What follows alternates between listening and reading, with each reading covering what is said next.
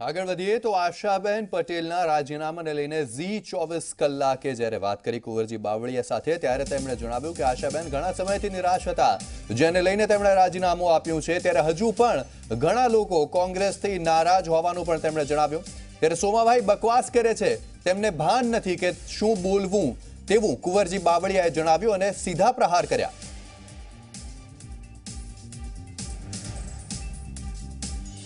ખાતે કોળી સમાજનું મહાસંમેલન આયોજિત થયું છે। કુંવરજી બાવળિયા રાજ્ય સરકારના મંત્રી અમારી સાથે છે।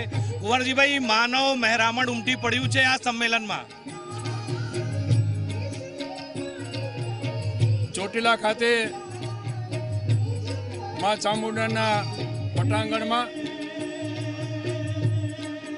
સારાએ સૌરાષ્ટ્ર, ગુજરાત અને ભારત વર્ષમાંથી આજના અખિલ ભારતીય કોળી સમાજના આ મહાસંમેલન અને સન્માનના પ્રસંગે ખૂબ વિશાળ સંખ્યામાં ભાઈઓ, બહેનો અને ખૂબ મોટી ઉંમરના વૃદ્ધ લોકો પણ આ મહાસંમેલનમાં ઉમટી પડ્યા છે। વર્ષોથી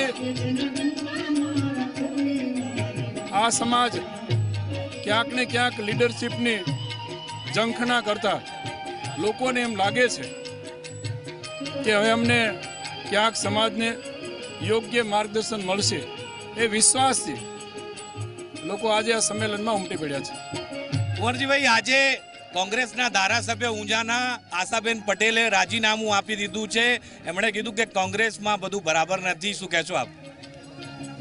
એ તો ડૉક્ટર આશાબેન એ ઘણા સમયથી કોંગ્રેસ પક્ષમાં મૂંઝાયેલા રહેતા। એમની વારંવાર એક વાત કે મારા વિસ્તારના મારા કામ થતા નથી, એવી એમની વેદના હતી અને એવું લાગે છે કે એમની નારાજગીથી એમણે આ રાજીનામું આપ્યું છે। અન્ય કચ્છના બે ધારાસભ્યો કોંગ્રેસના, એ પણ કોંગ્રેસ છોડવાની વાત એમની બહાર આવી રહી છે। શું કોંગ્રેસમાં રાહુલનો જે હાથ છે એ પસંદ નથી આવી રહ્યો કોંગ્રેસના કાર્યકર્તાઓને? આમ સામાન્ય રીતે જે કોંગ્રેસ પક્ષમાં જે લોકો કામ કરતા હોય છે એમને ક્યાંક ને ક્યાંક અવગણના થતી હોય છે, એની નોંધ લેવાતી નથી અને એટલા માટે મોટા ભાગના કોંગ્રેસ પક્ષમાંથી ચૂંટાયેલા અને સિનિયર આગેવાનો પણ આજે ખૂબ નારાજ છે। આવતા દિવસોમાં ગુજરાતમાં એવું લાગે છે કે કોંગ્રેસ એવું કંઈ રહેશે નહીં।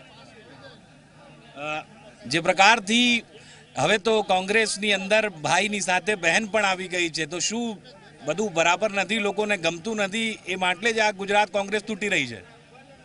સ્વાભાવિક છે કે જે કામ કરતા એની નોંધ ન લેવાય, અવગણના થાય તો સ્વાભાવિક છે કે પોતાની વેદના ઠાલવવા માટે વિસ્તારના કામ થાય એવી જગ્યાએ સૌ પોતાની જગ્યા પસંદ કરે અને એ રીતે ડૉક્ટર આશાબેને પણ પોતાના વિસ્તારના કામમાં થતી નારાજગી, અવગણનાને ધ્યાનમાં રાખીને એમણે એ પક્ષ છોડ્યો છે। સોમાભાઈ જે છે એ પણ એવું કહી રહ્યા કે આ સંમેલન છે, આ ભાજપનું સંમેલન છે, કોળી સંમેલન નથી। કુંવરજીભાઈને મંત્રીમાંથી હવે મોટા બનવું છે એટલે આ સંમેલન કર્યું છે। સોમાભાઈ તો ગમે તેવો ગમે ત્યારે બકવાસ કરે છે, એને ક્યારે શું બોલવું એ કાંઈ ભાન છે નહીં। ભૂતકાળની અંદર પણ એને પોતે ક્યાં હતા એને પોતાનું સ્થાન જોઈ લેવું જોઈએ કે આપણે કઈ જગ્યાએ હતા અને શું કર્યું છે। અમે એવું તો કંઈ કશું કર્યું નથી, અમે જે કર્યું છે સમાજ માટે કર્યું છે, સમાજની ચિંતા કરવા માટે, સમાજની વેદના છે એને વાચા આપવા માટે કર્યું છે, કોઈ અંગત સ્વાર્થને ધ્યાનમાં રાખી નથી કર્યું। જ્યારે સોમાલાલને તો એમને પાછળ જોઈ લેવું જોઈએ કે આપણે શું કર્યું હતું ત્યારે, એક મત માટે ક્યાં વહીવટને શું કર્યું હતું અને આજે પોતે શું કરી રહ્યા છે એ એણે વિચારીને બોલવું છે, ખોટો બકવાસ નહીં કરવો જોઈએ। ધન્યવાદ અમારી સાથે વાત કરવા માટે।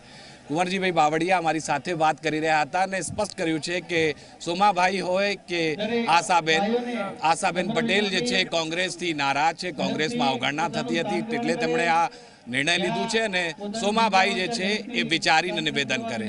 કેમેરા પર્સન મુકેશ ચૌહાણ સાથે અમિત રાજપૂત, ઝી મીડિયા, ચોટીલા।